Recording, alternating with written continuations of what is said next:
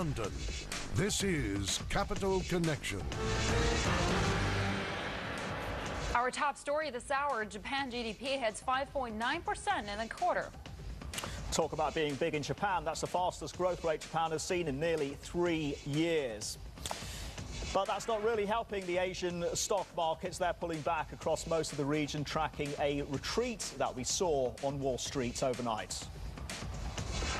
A decree from Paris, no deal is going to be done without its consent, putting up a roadblock to any GE Alstom deal.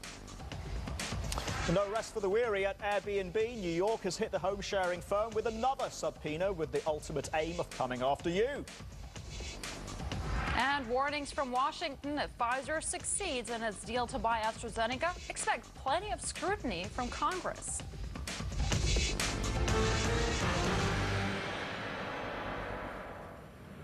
Well, let's look at the Indian markets and how the Indian rupee, the local currency, is doing. A little bit of weakness for the rupee.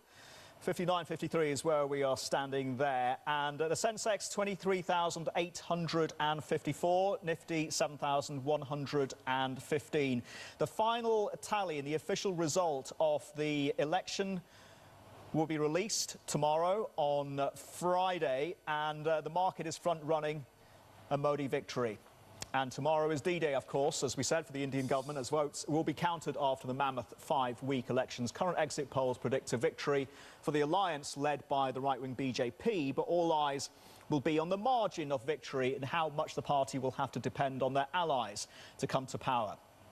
Indian markets have rallied year-to-date on hopes that the party led by the controversial Narendra Modi will get a decisive mandate. Let's get more now with NITIN JAIN, CEO Capital Markets at Edelweiss Financial Services. NITIN, you and I were talking off camera earlier on, and you believe that if we see anything less than 220, 230, then there could be a gap lower in the markets.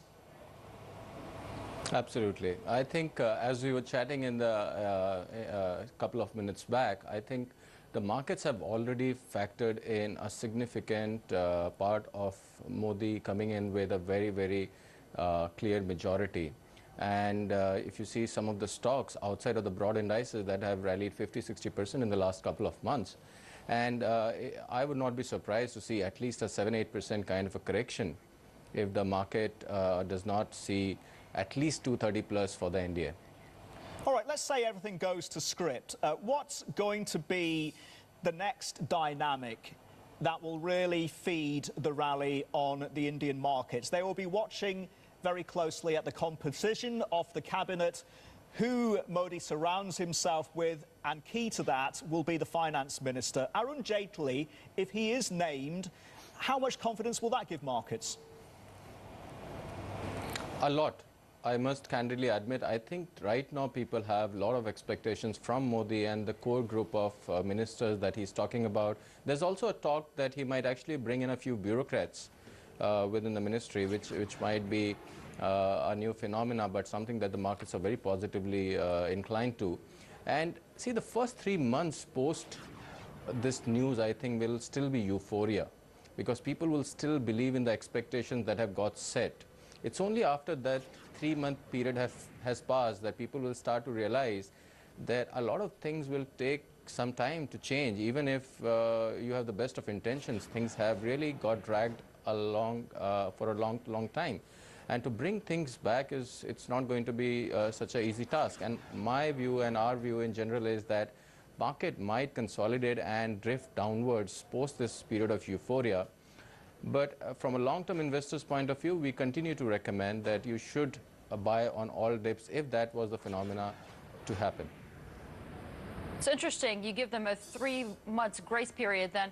Aren't we overestimating the impact that a new government could have on the country and on the economy, though? Because to a large extent, the weakness that we saw, at least over the last year, that was also down to the effects of tapering and the expectation of tightening, as well as the weaker global growth.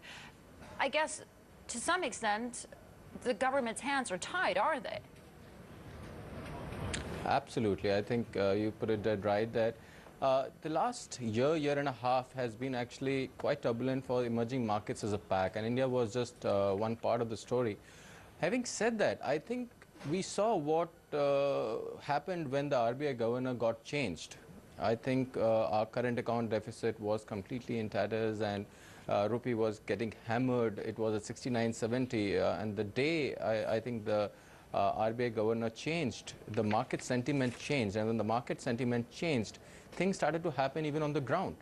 So yeah, it is very difficult for somebody to change things very quickly, but sentiment does play a role even to change the macro of the country, and that's what we saw when the RBI governor changed. And we would not be surprised to see a definite change in the mood and the sentiment, which can actually also contribute to the economic revival on the ground in the country.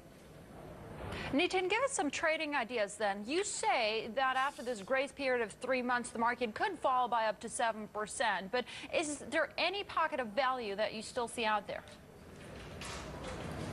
Absolutely. I think what has happened is that people are anchored by the current stock prices, which have rallied by 20, 30, 40%. And hence, they are definitely a little heated up, and there might be some kind of correction. But if you look at the last 4 or 5 years, I think a lot of these stocks are significantly undervalued vis-a-vis their historical averages. And we are very bullish on the mid-cap basket, generally companies which have sound balance sheets and a strong business model.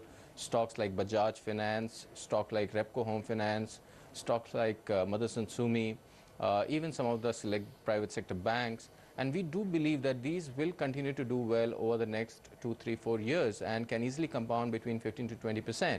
So these are the kind of stocks that we are recommending clients, but we are requesting them to average it out over the next 2 or 3 months.